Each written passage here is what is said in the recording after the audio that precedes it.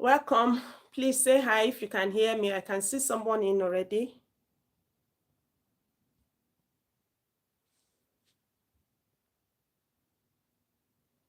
Hello.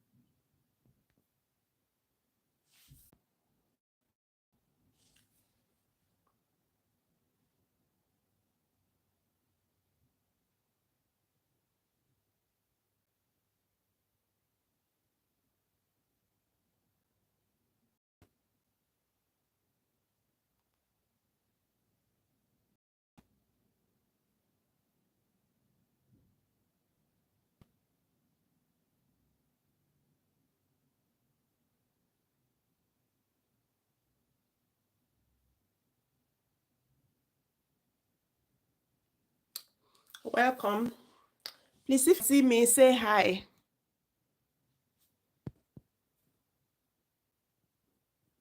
I can see someone in. If you can see me, say hello. Type hi in so that we know you are here. Then we can just start in earnest. Yeah, two people. I can't see your name, but I can see you here. Welcome on board. Hi, Sister Oh. God bless you for coming. I can see your face pretty. Yeah, happy day. Hope the day has been going very, very well with everyone.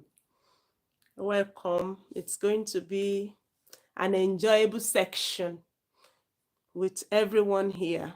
Second person, thank you. I can't see you. You can type into the chat box so I can see your hands. Your name will not show to you on YouTube when we release the video. So that's the beautiful aspect of it. And whatever the amount of noise going on underneath, you're not going to hear. Is it Mr. AS? I want to believe that name sounds masculine. So welcome here, sir. And if you are a woman, because of the because of the what do we call it, name that is there, then welcome, ma. Yeah, fourth person, I can see you, I can feel everyone. Thank you so much for coming.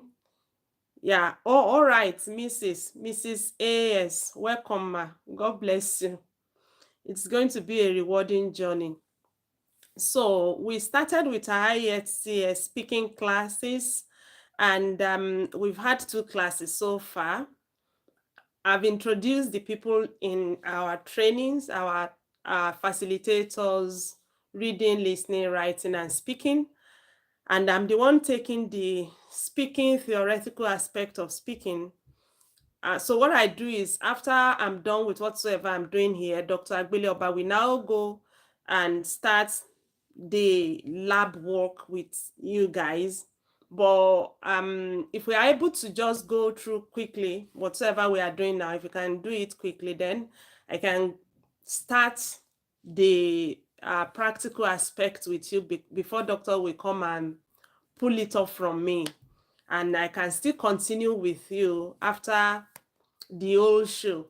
So I'm very much happy to always come around. So the other time we talked about what IELTS speaking is all about. It's an interview, in most situations, face-to-face interview with your IELTS examiner who has been trained and found competent to conduct the test. So there might be instructors in their capacities, maybe in language instructors in their capacities, like what they normally do on day-to-day basis, and that may be who they are, or maybe someone in international relationship arena. So that could be who they are. But then just know that there are yardsticks for measuring what you score. So they have the yardsticks with them, and you'll be measured on those yardsticks on a grade of 0 to 9 bands. 0 being someone who hasn't participated at all for whatever reasons in that particular test, and 9 be the most proficient user of that module or of the language of that particular module of the language we are speaking about. Then IELTS is used for various reasons. Maybe someone who wants to go outside there to study outside the shores of their countries, and they are going to English speaking nations where the nationals, the natives, where English is their main language. So you can find such people in the Britain, in the United Kingdom, Republic of Ireland, Canada, Australia, United States of America, and some other places that they might actually need people to be able to speak English. Some countries will actually, if you are going to some countries to study, some countries will prefer if you are duolinguistic, like if you can speak English or you can speak their language. So they may not prioritize English as the language which they want to pull you in to come and study with, or if you are going there to practice, English might not be their priority. Such countries will be countries like Germany. And so if you can speak German, they might not worry you about presenting information that you can speak English. And another is Denmark, if you can speak Danish. So you might not really worry about presenting them with English if you want to register as a professional, or if you want to go there to teach people, to learn maybe masters or BSc or anything. You just want to step out to do all those things, fine. And like Luxembourg, which is the best country, the country that is paying healthcare workers best all across the world, whether USA, Australia, Canada, New Zealand, name them. Luxembourg, that's the way they call them. They are the best one in paying nurses. If you can speak Luxembourgish, then you may not need to present English to them, but others might really need you to present English to them, that you can speak English. If it's Poland, they might need you to be able to speak Polish and all those ones. So whatever the aim of you picking up this test, you must know the requirements of the body you want to send your results to.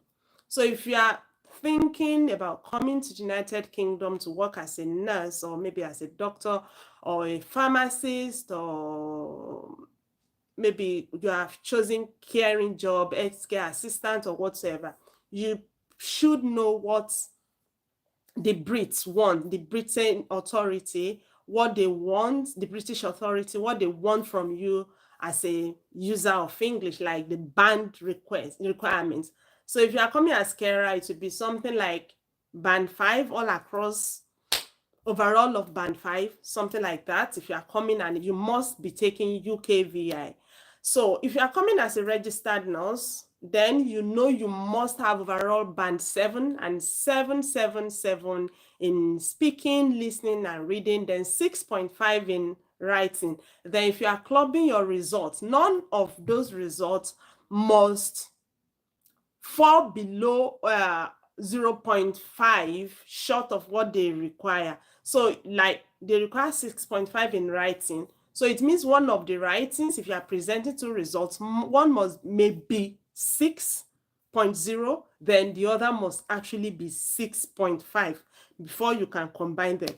So for those modules that they require band 7, then it means if you are clubbing, none of them must fall below 6.5 before you can combine with the other one where you will be having 7.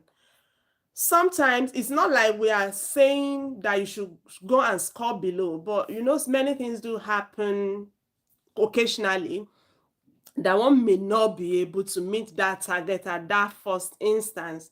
That's why we always, as much as possible, encourage that nobody score less than 6.5 in any of the modules at any point in time, because that is when we can actually have the hope that, if perchance anything happens, they could not meet the required band at the first instance, by the time they push up and pick it, then since no band is falling below the 6.5, then they will be possibly, if they are able to make the remaining 7 in the others, then they will be good to go. But now if someone scores 6 in reading this time around, and next time they happen to score 9 in reading, it will not meet that standard. So as many things as we are doing, let's ensure that, one, we target passing this examination once.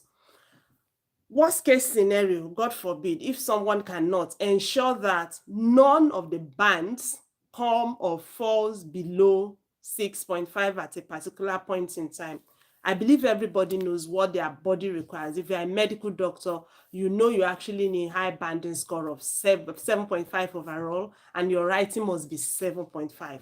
Whatsoever you are scoring in the others, you must not score actually below 7 in any of the modules, but your writing must be 7.5, and you must not score less than 7.5 in the overall band. That is very exigent, important. Now, we looked at how those things that would be examined when you are taking your test. You will be examined on your lexical resources, on your grammatical range and accuracies, on your pronunciation. You will be assessed on all those things. Your fluency, you will be assessed, you will be weighed, you will be gauged. Your fluency, cohesion, and coherence, you will be measured on those things. So you'll be put on the scale of all those yardsticks, and your scores will pop in, and the average will be found after you were done with your test. That is how they will come over to tell that somebody had scored 7 or 8 or 9 or 6.5 or 5, God forbid. That's how they do come across all those things. So in most situations, I do counsel people. IELTS is an examination of instructions. Very, very important to stay within the confines of the instructions that is being supplied. If you look at all your questions, reading, listening, writing, speaking, every one of them will have instructions. If you are not used to obeying instructions, please train yourself, adapt yourself to following instructions strictly for this 1 month. And when you are done writing your exam, your result is out. Clap for yourself. Go back to your primary self that does not like obeying instructions.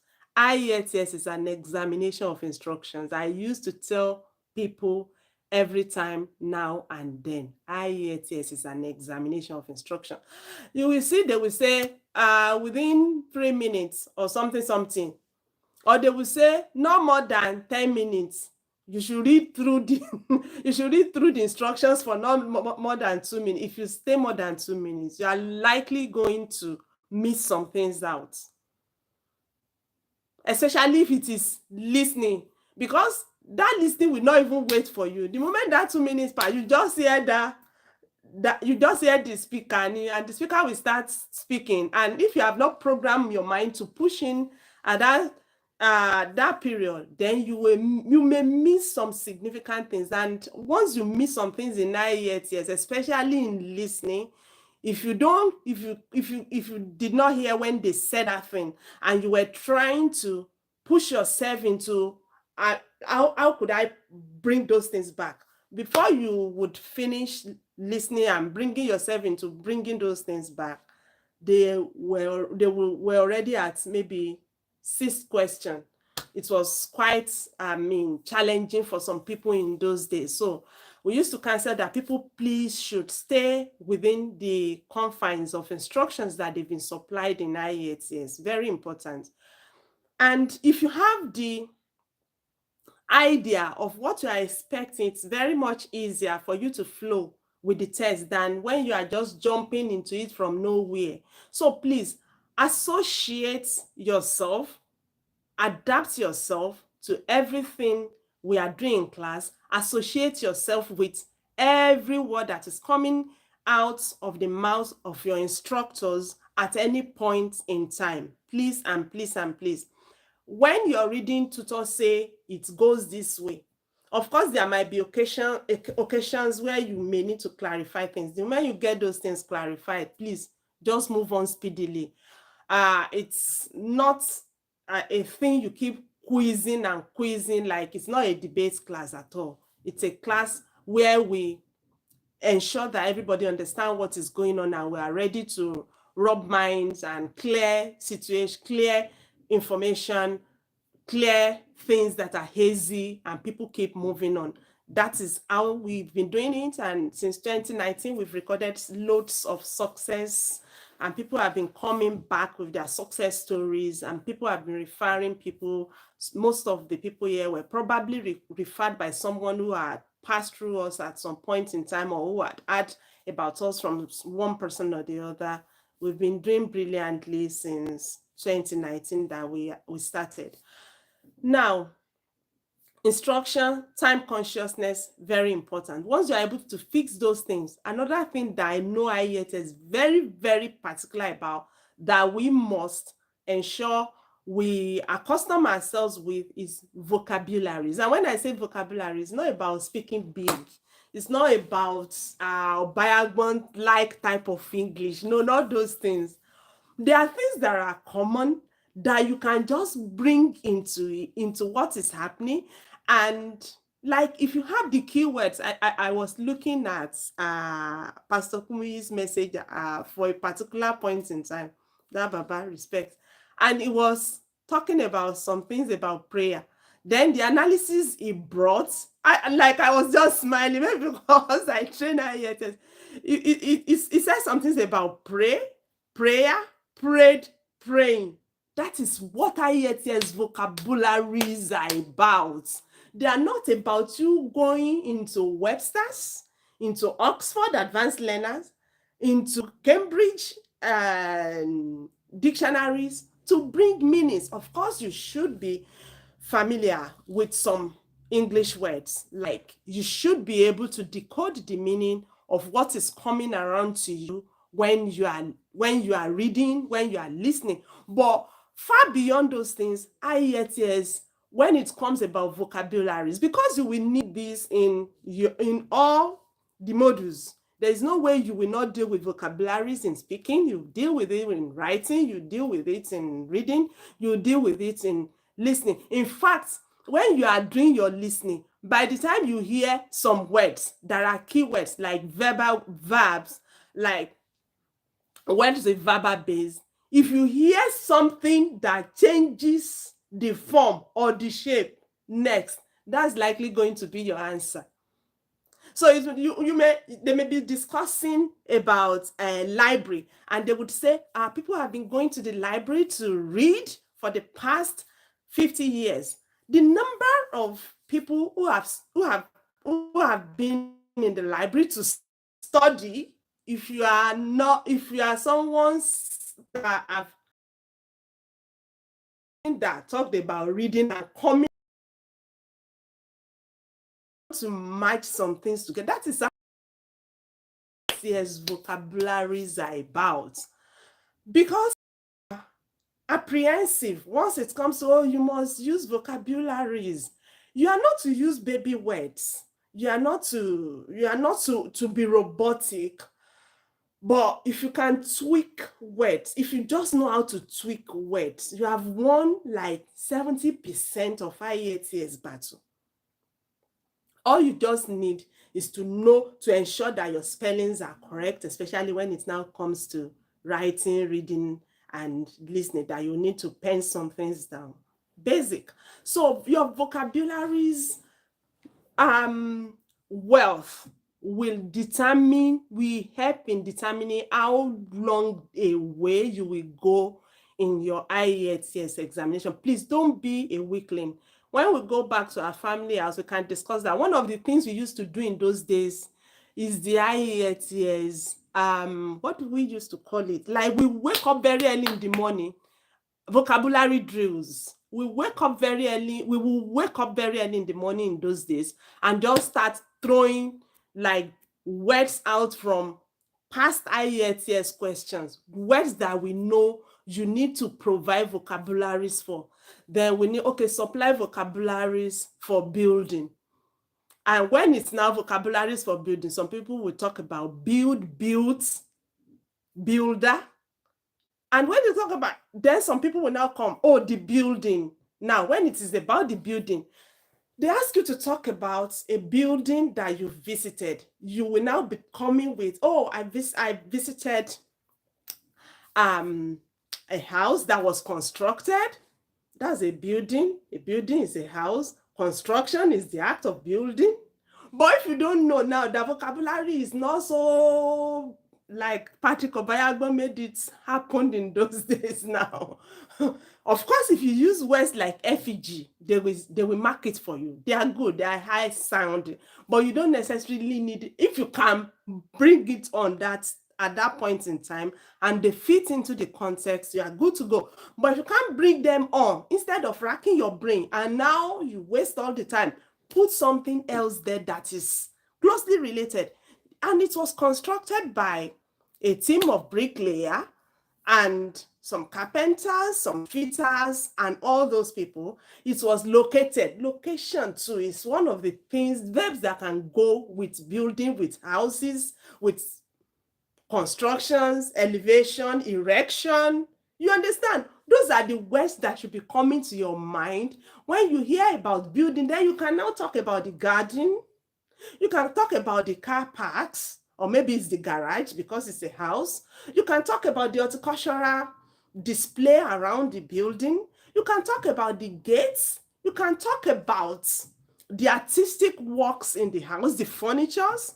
You can talk about the laundry. You can talk about the pantry. You can talk about the people dwelling in the house dwellers, the father of the house, the mother of the house, the head of the house.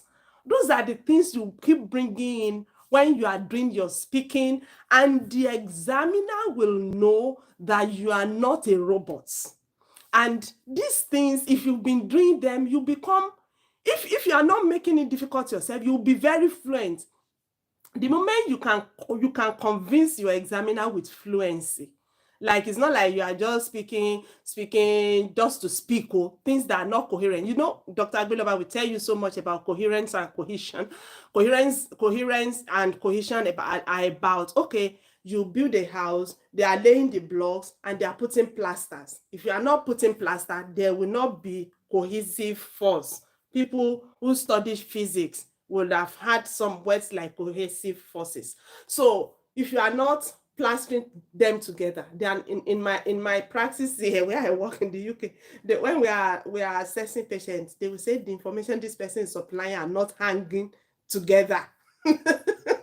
So once those information they aren't hanging together, you'll be wondering, are they cooking stories? Are they telling lies? Are they doing this? Are they doing that?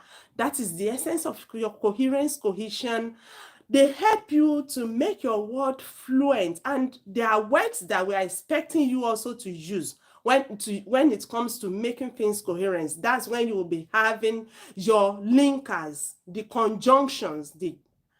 Normally, as people from that are non-major English speakers, of course we all speak English, that's the language you speak, but we are not native speakers. So the conjunctions that are really common with us, or linkers that are common with us, are the words like hand, words like because, words like but.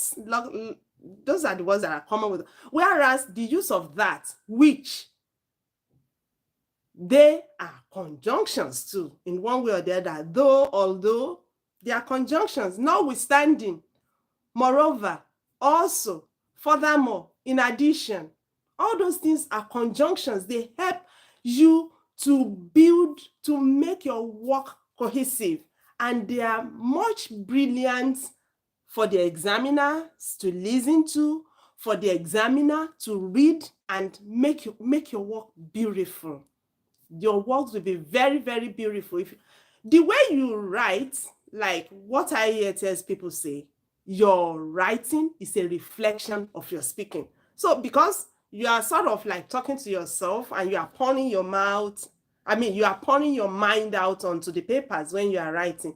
So when someone comes around and score 8 band in speaking and they are scoring band 5 in writing, if your spelling is not terrible, then that's why you will see that some people are able to call for remarks and their remarks come bounced up because they will weigh the writing too with that. Were they terrible in writing? If they are not terrible, then they will now use other yardsticks. Oh, this, fine. You should be very fine. And you know what? One beautiful thing I did when I was preparing for my own IELTS was a very difficult time because I just had my second baby and she was quite little, and the first one was little too. You know, when you add the first child, you want to quickly get done with the second one, and if you want to close shop, you close shop.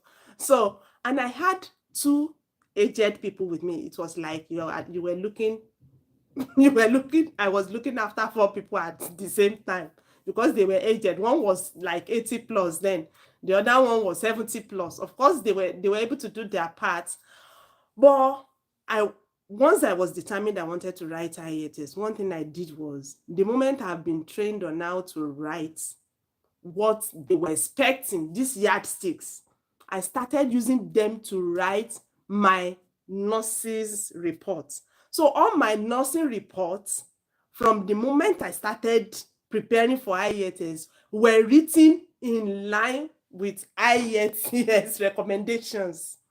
So it helped me because sometimes if you don't have someone to speak these words to, you may not know whether you are doing fine.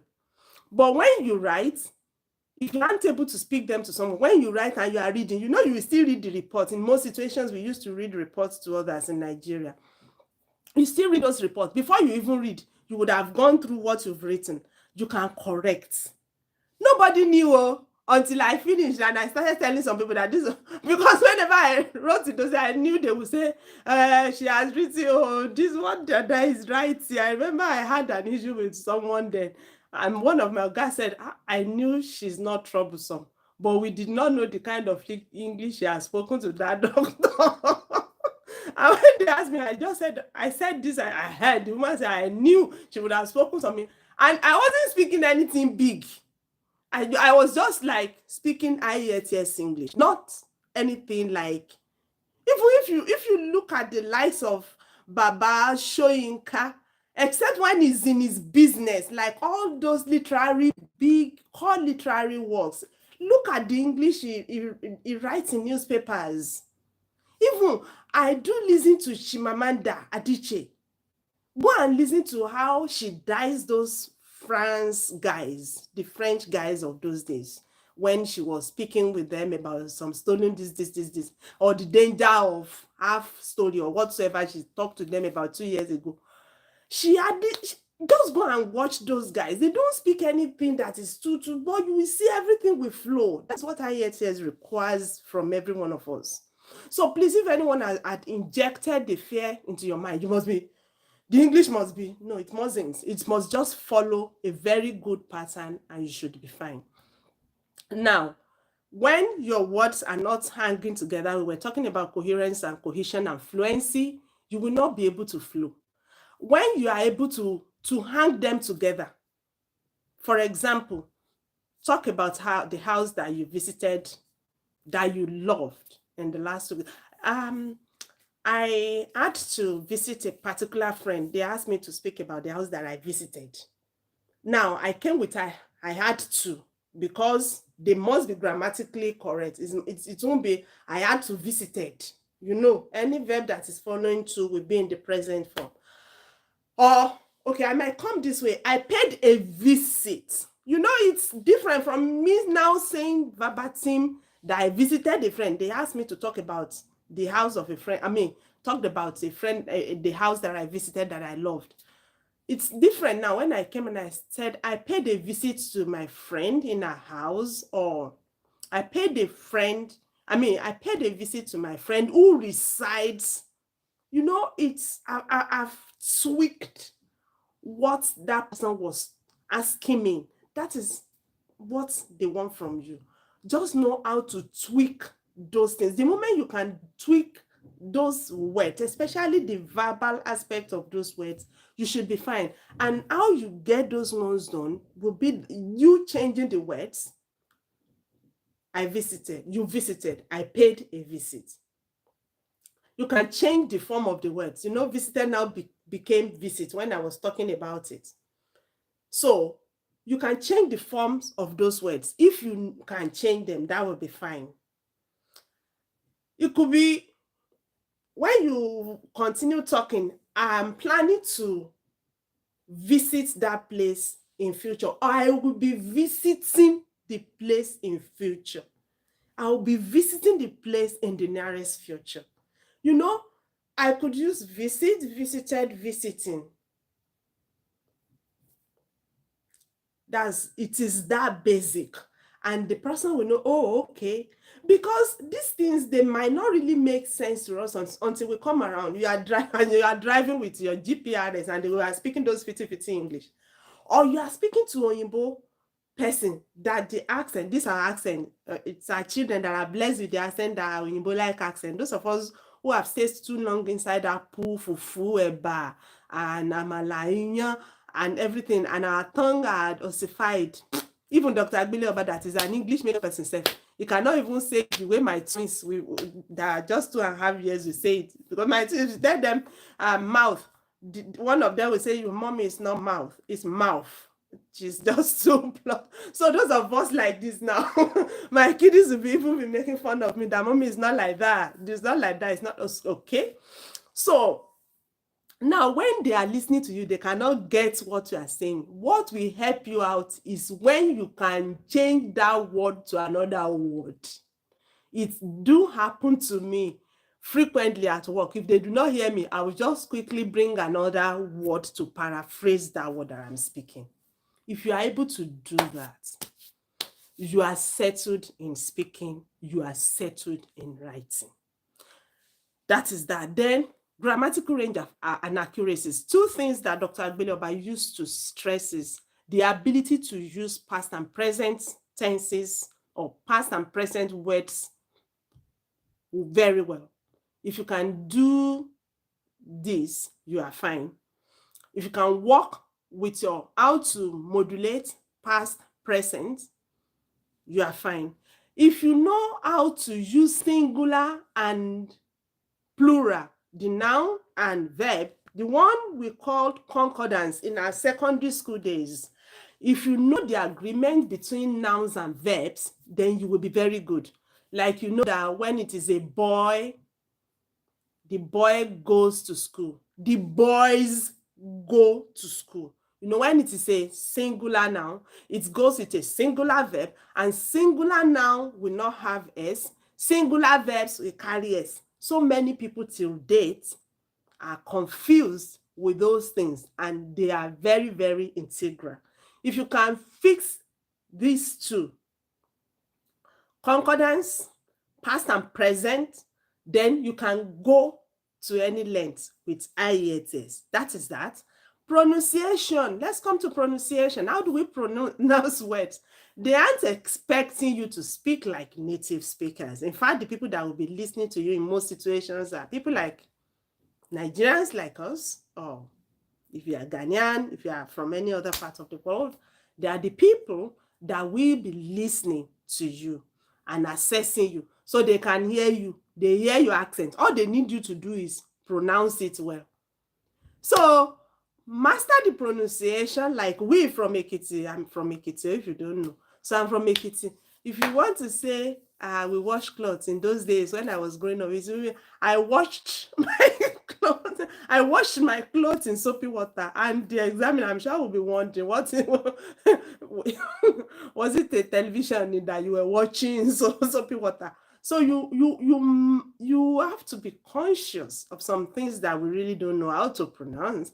And my Ijesha people, those people that paid my dowry, they will say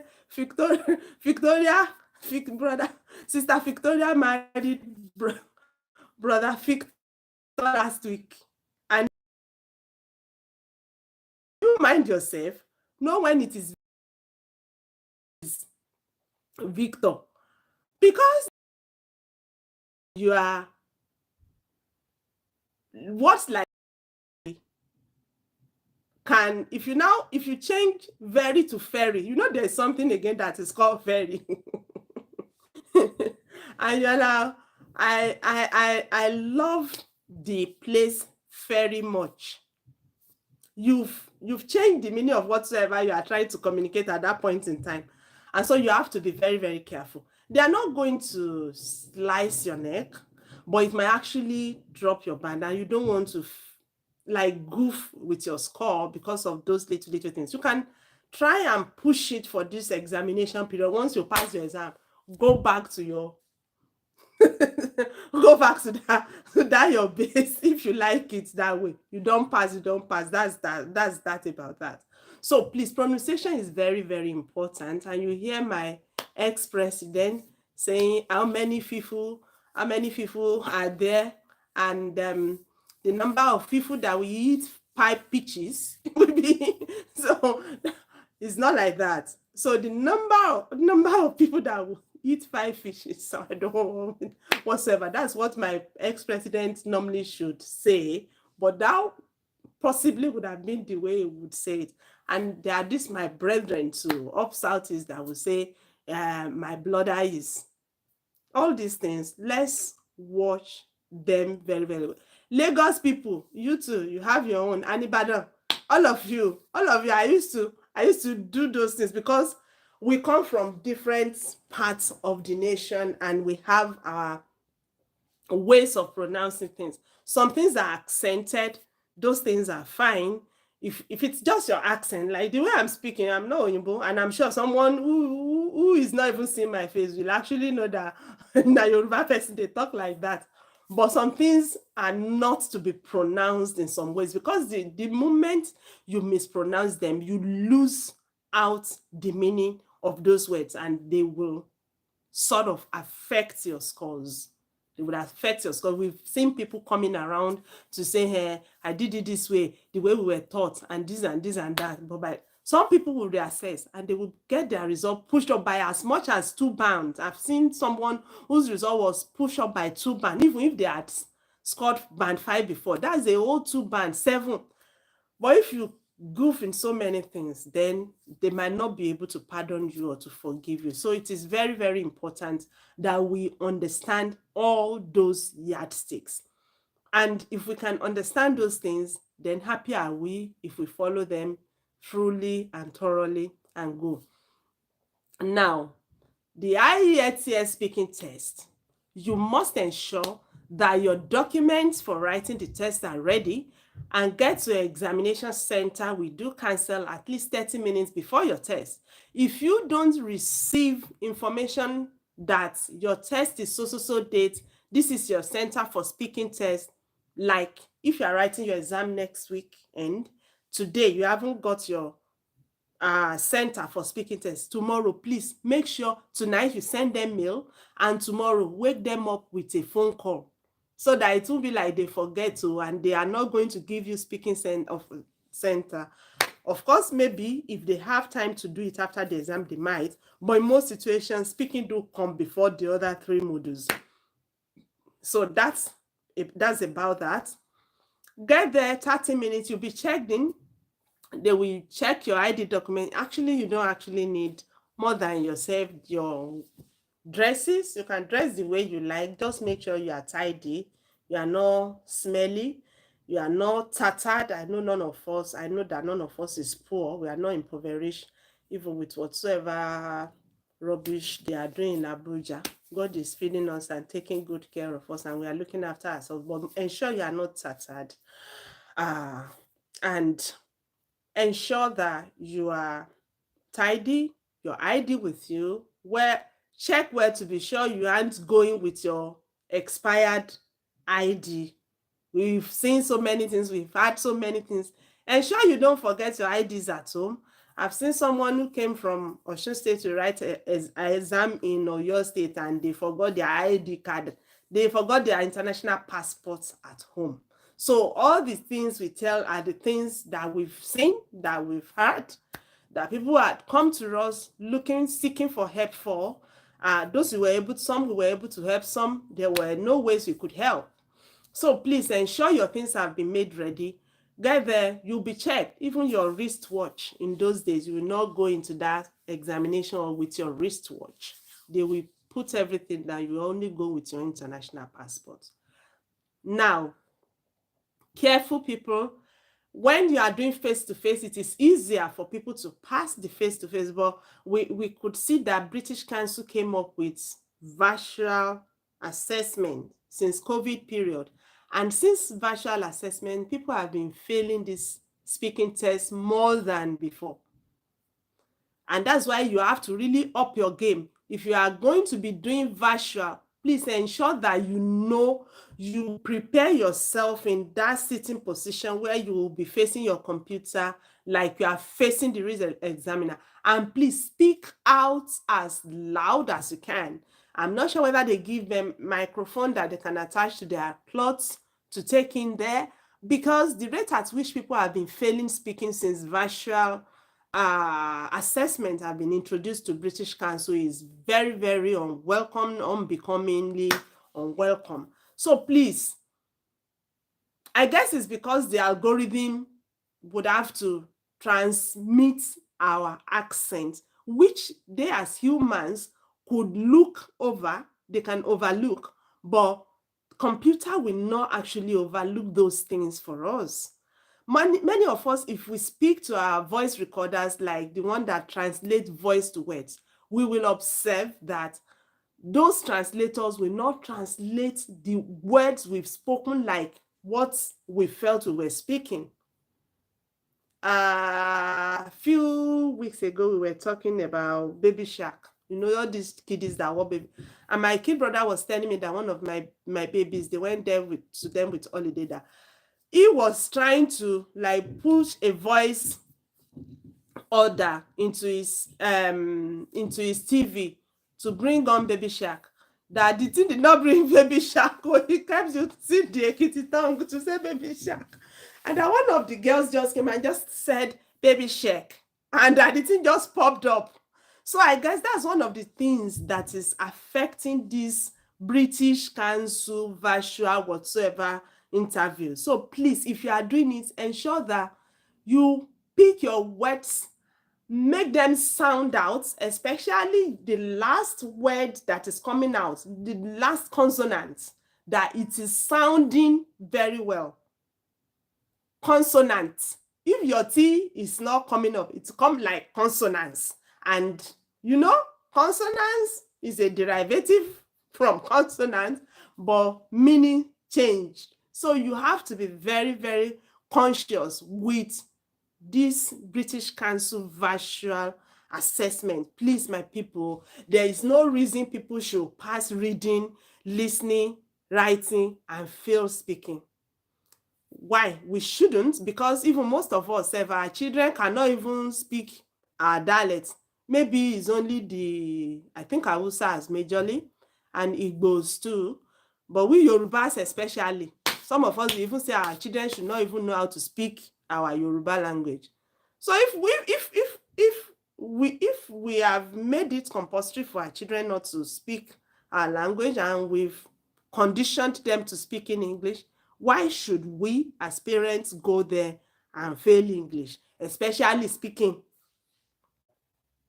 So we must not. None of us is allowed to fail. Nobody will fail in Jesus' name. But ensure, if you are doing that virtual interview with British Council, be very, very conscious of how you speak your words. Very, very important. So that is that about pronunciation. They are not going to weigh your accent, but they will weigh the words you pronounce out of your mouth. Now, one thing that I don't like forgetting whenever I do a class like this, especially when I'm encouraging my people, the day I took my exam, I was opportune to, ACO. Some of us that know ACO like this, I just did that and I was able to, giraffe, and I was able to See, what my works were always gone to part 2. But by the time I was done, my result came out, I still managed to have 7.5.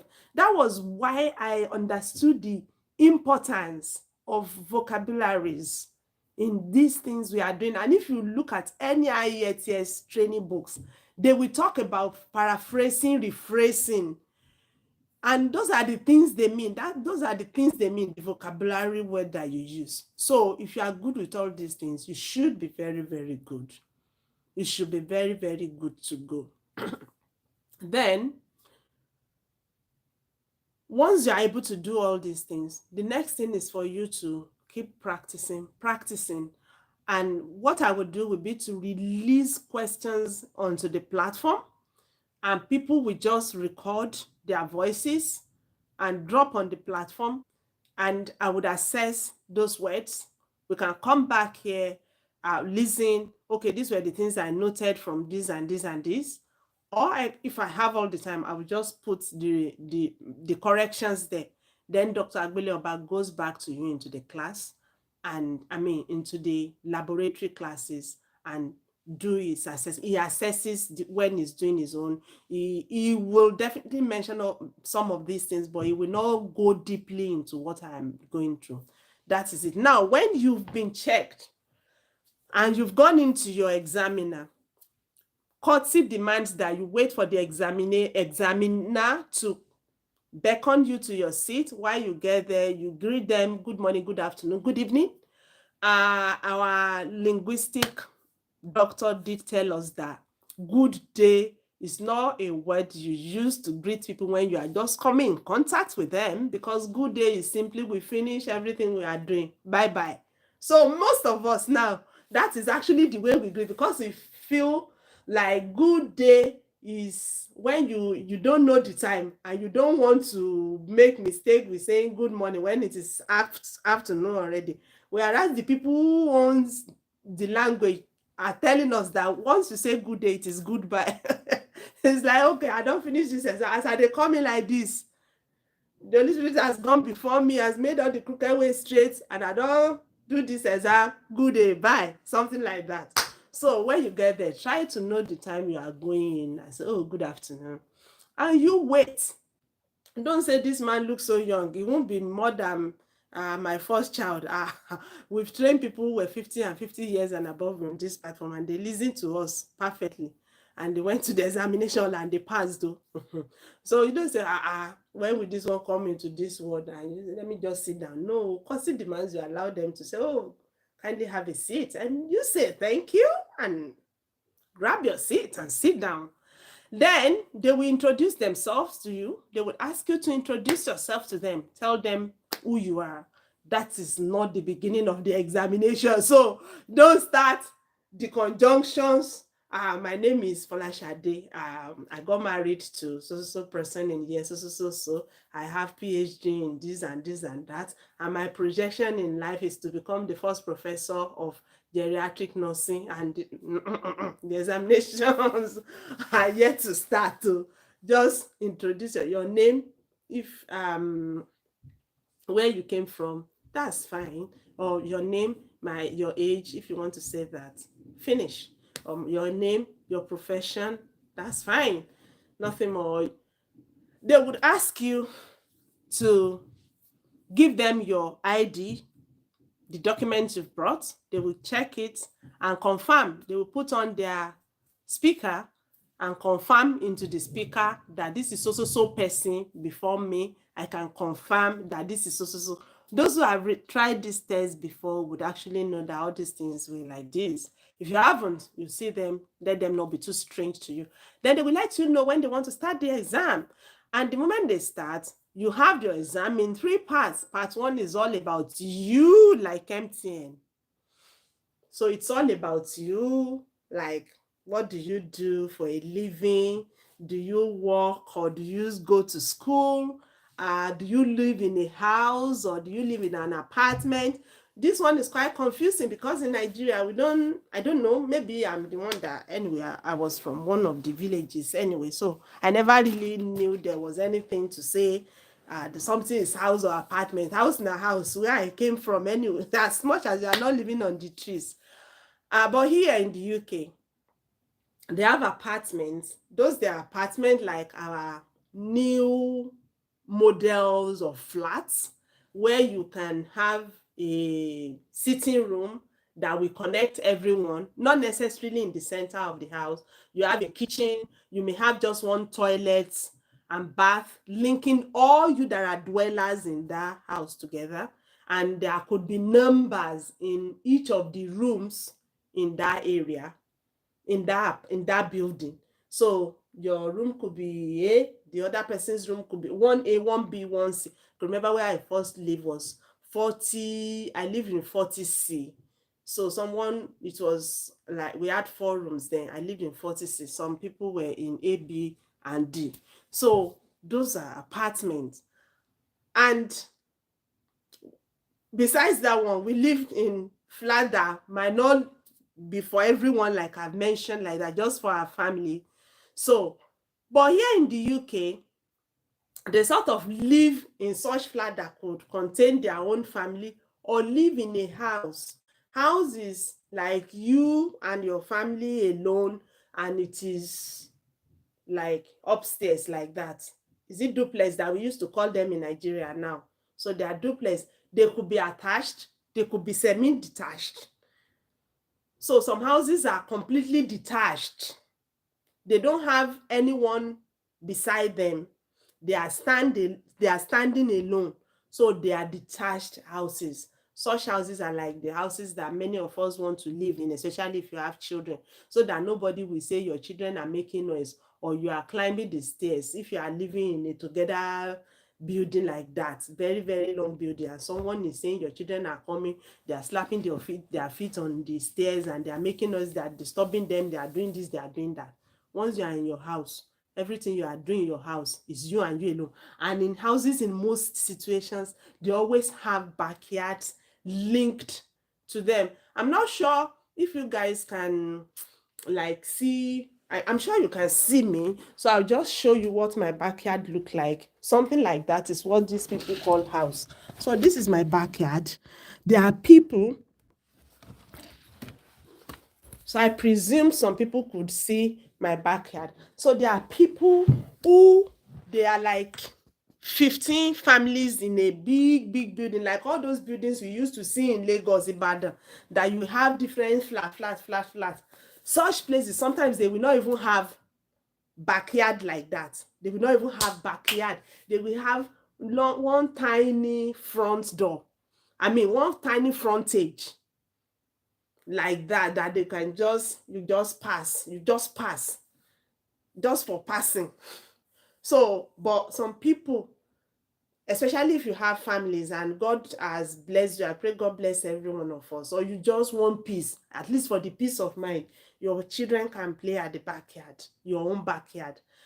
Otherwise, you may need to be taking them to the parks every time. So if you are talking about house now, is a description of like you living in a whole building by yourself. Maybe nobody is beside you except your next door neighbor or whatsoever.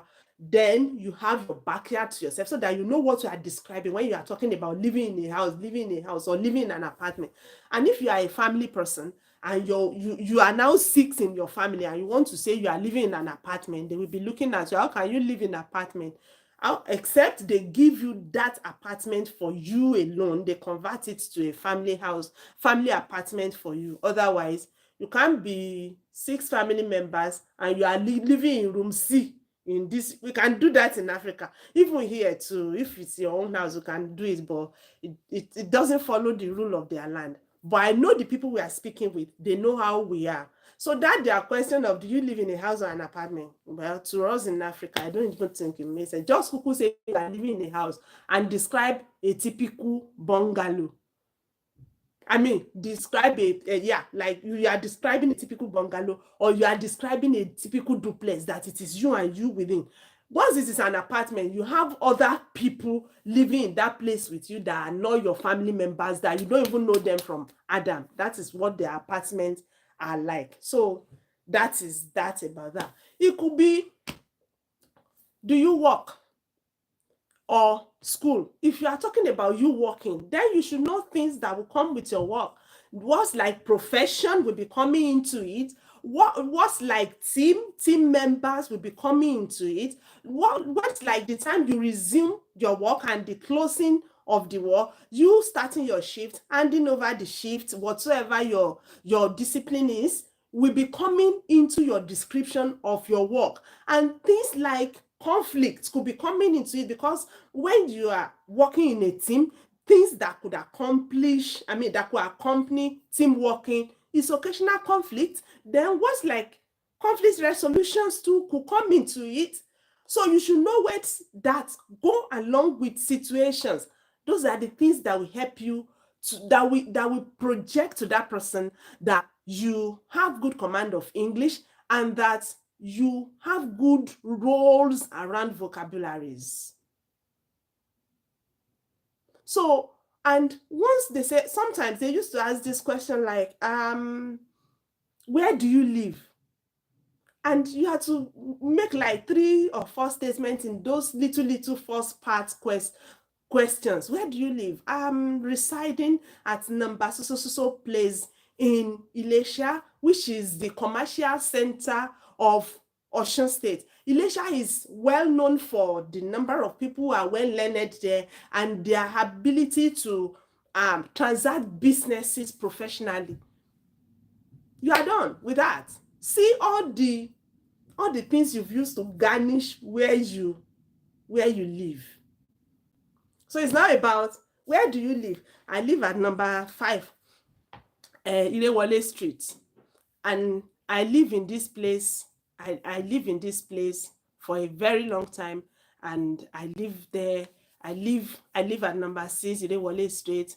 I live at this number 6. I live at it, and it is in the front of Owa Palace. And you just keep rolling around. You really don't know, or is it the word live? I live. Where do you live? I live. I reside. I've been resident. I've been living in this place. I hope to live in maybe more exposed environment. Maybe you've been living in a rural area. I'm living in Igangan, which is a rural area in one of the Ilesha nearby, one of Ilesha suburbs. That's what I want to say about yourself. And I've been residing in this place for the past 10 years.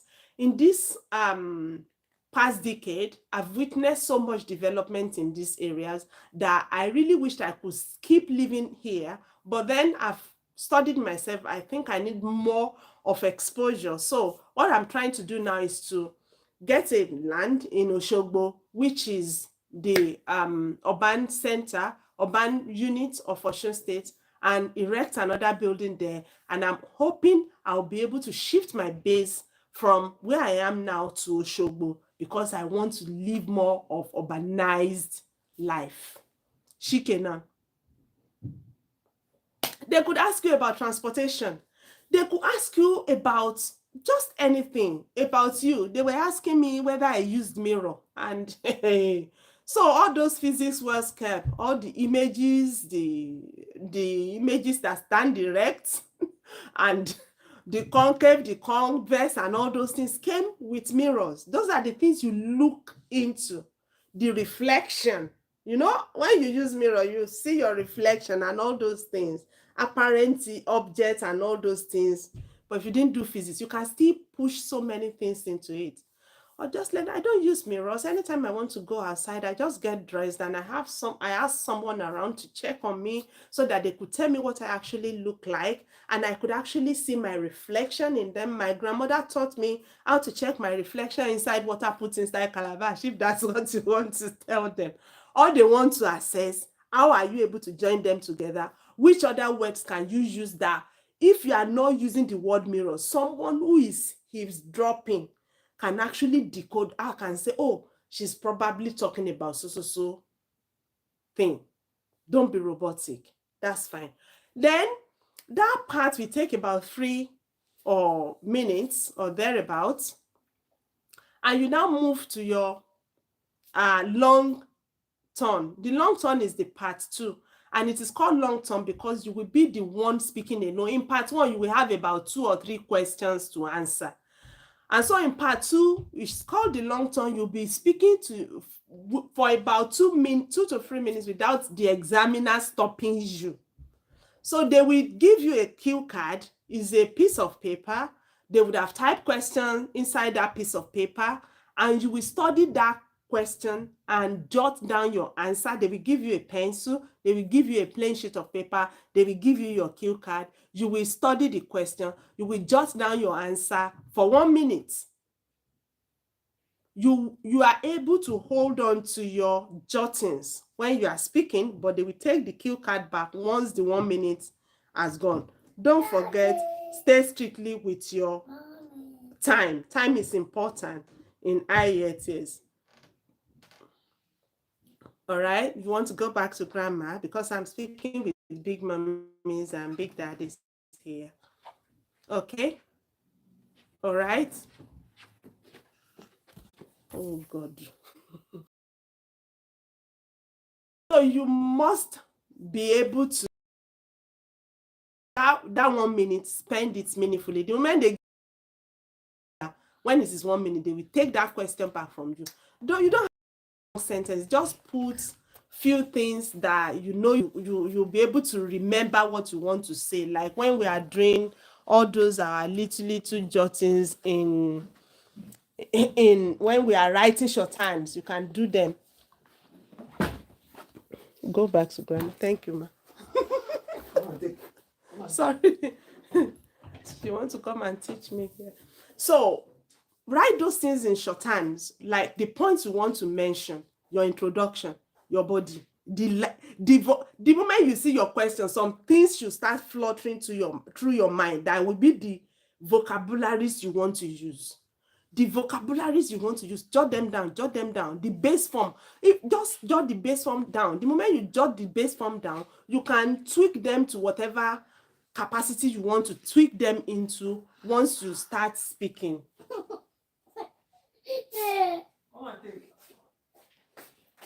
Please give me some minutes. Hello, gift. Oh.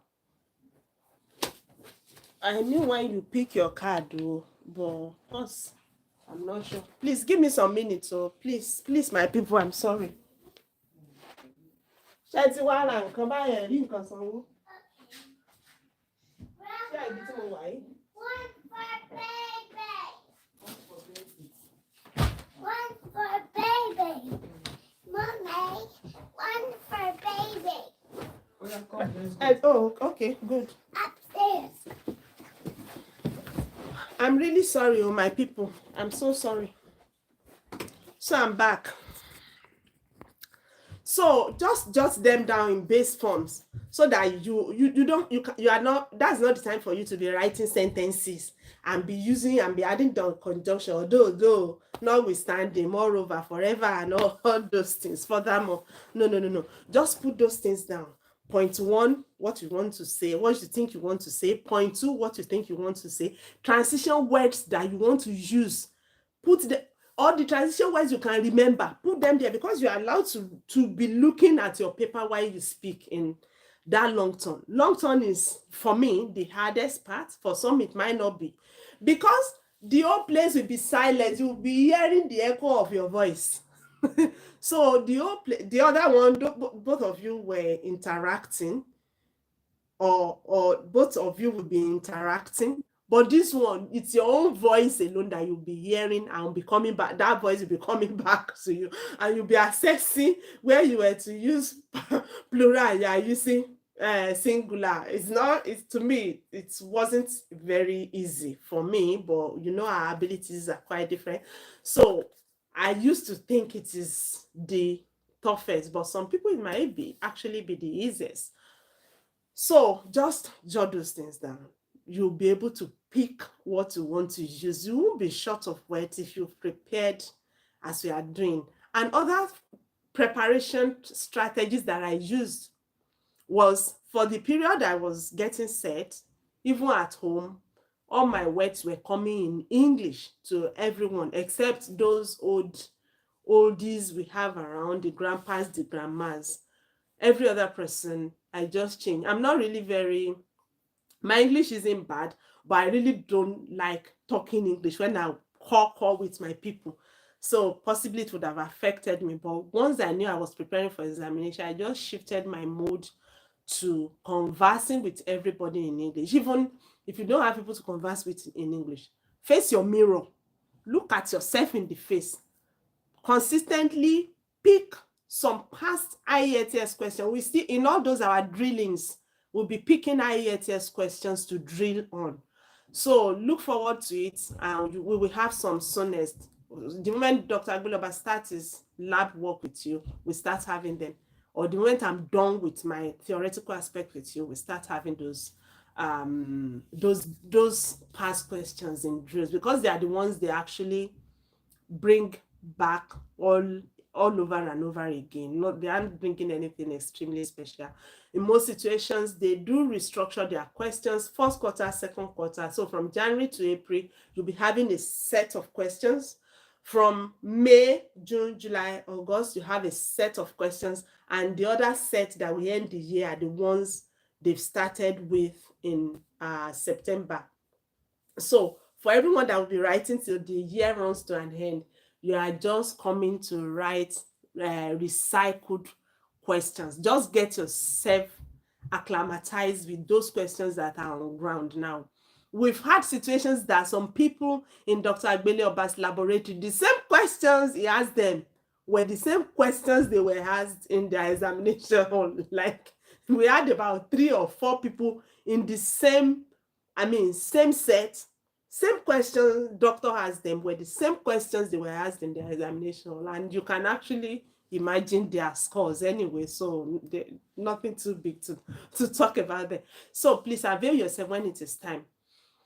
So that part 2, ensure for you to build that fluency you need. Because once you are speaking alone and you are not comfortable with what you are speaking, then it becomes really tough for someone to not lose their confidence in that instance. That is why I'm saying, if you must speak to your mirror, if you must speak to your phone on video like this and record, do screen recorder with yourself, do video recorder with yourself, play back to yourself, listen to yourself, and analyze with what we are learning today or any other IELTS convenient handbooks you can listen to. We have people that we still recommend, the likes of IELTS Liz, IELTS Budi, sorry. I love those guys. I love what's this guy that is named there? Is it Yakub something something? Asad Yakub. Those guys are brilliant. IELTS Budi is my go-to tutor when it comes to writing task 1. That guy is superb.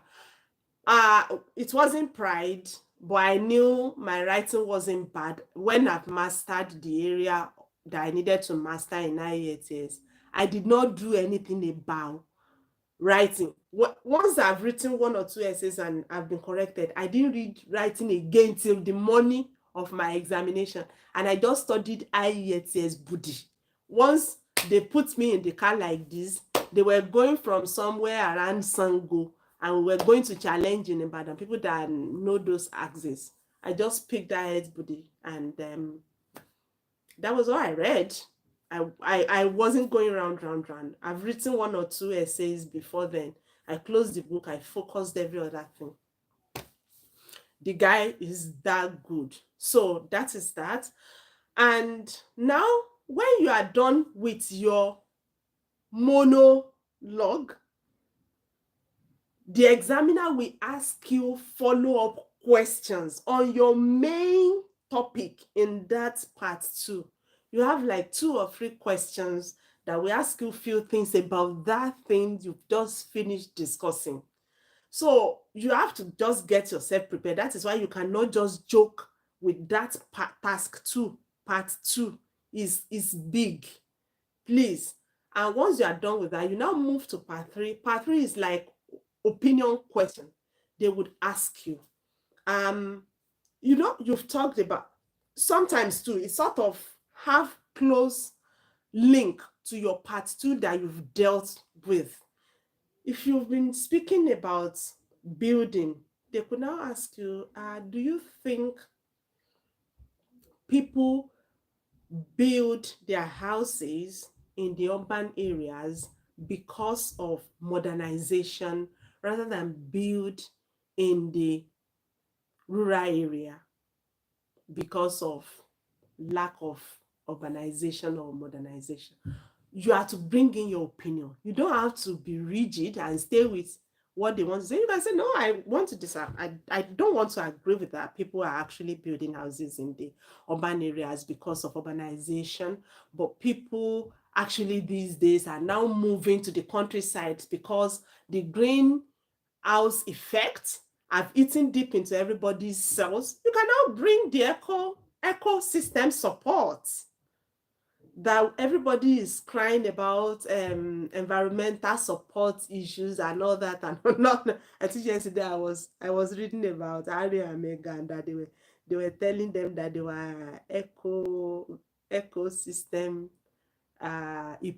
hypocrites, that they were preaching um being eco being eco supportive, but they were flying these British people, the kind of was it they do, but that they flew inside jets to so place. So they were expecting them to ride bicycle. So anyway, that's by the way, but those are the things you can bring in your beautiful arguments to convince the examiner. You aren't fighting with everyone. You aren't saying, yeah, with these few points of mine, I know I've successfully convinced and not confused you that this. No, you just keep bringing your points. Could say, oh, but people are now migrating to rural areas because it is more eco-friendly than staying in the urbanized area. So I don't agree that people are actually constructing more houses in the urban centers because of this and because of that. I will actually say that, want to agree that people are building more houses in the urban centers because they have better access to maybe good road, they have better access to health facilities and all this and all that. But then people are actually fast moving away from these epicenters to the rural areas where where lives are more conducive, where there will be lesser noise pollutions and this and that, and all these encroachment too will still soon result in urbanization, which I believe actually was what happened in those days too. These places that are now that seems to be urbanized now were one time villages that people ran into to support the life and run away from air pollutions of diverse kinds. And now they are moving to the villages for life support and all those things. You'll be done. Just bring in your strong reasons, and that's all the IELTS needs. And ensure you go on at a good speed. Start your words with, have you received a gift before? Oh, yeah. I'm someone that I love giving out more than receiving. But when I had my 60th birthday, people came with gifts from different areas of the world. Some actually posted theirs. I would just want to talk about some things that I received. They were quite they quite touched my heart. They were quite um attractive to me. Not because they were extremely big or they were expensive, but because of the heart behind the gift that I received, the mind behind the gift. The first one, you now say, firstly, the one that my first granddaughter gave me, which was a golden ring. This ring I had actually, maybe you start cooking stories. And let me say this, Dr. Agbelov, I used to say, I used to say, IELTS it's not a test of sincerity. So nobody is going to say, oh, what she said, let's go and confirm whether she's telling the truth. Nobody will say that. So me, I used to say that, but Dr. Agola will say IELTS is a test of creativity. You should be able to think on your feet, because it might be a question you've come across. It might be a question you've never come. I wasn't expecting someone will come from nowhere to ask me whether I use mirror. So you have to quickly bring something up. The moment you hear, just let your mind run around. What is happening? Mirror. Where can you find mirror if that is all you do?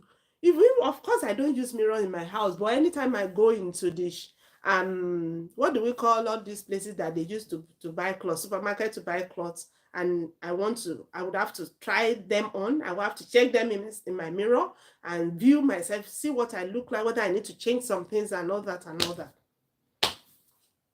Think on your feet. That is what IELTS want. I'm pushing words that will make meaning and keep going. Don't go like zombie. So firstly, she gave me that, and I quite appreciated that from the heart she had. The ring that was gifted to me by my mother-in-law that I gave to her mom, but unfortunately the mom this.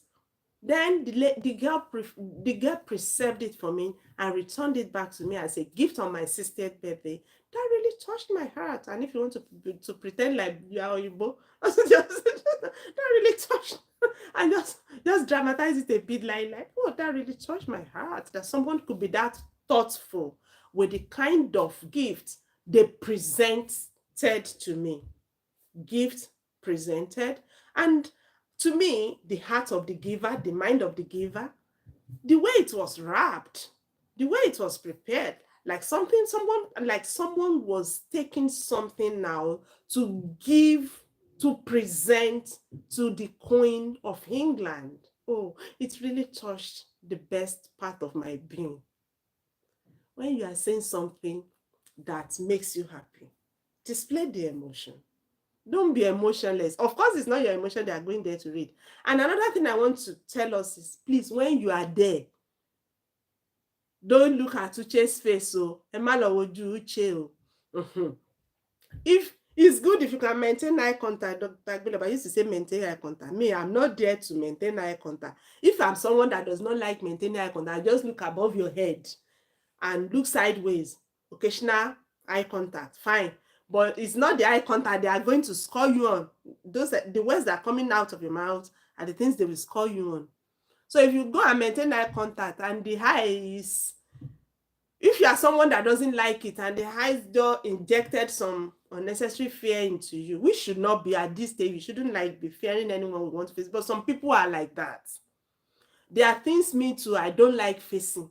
People I can face, but there are things that situations that I don't even actually want to look at people for this. And the moment I look at them, I'll just be tripped off my feet. There are situations like that, especially like if I'm dealing with aged people.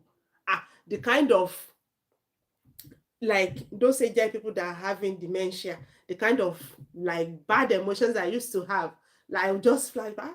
This woman would have been young, they will use their pictures to decorate where they are. You look at someone that was so pretty, going everywhere they've traveled to, they put it, and you are just looking at them on that bed, and you want to put food into their mouth, and they are turning their ears to you to put that food into the kind of the kind of emotional while I used to have with such people.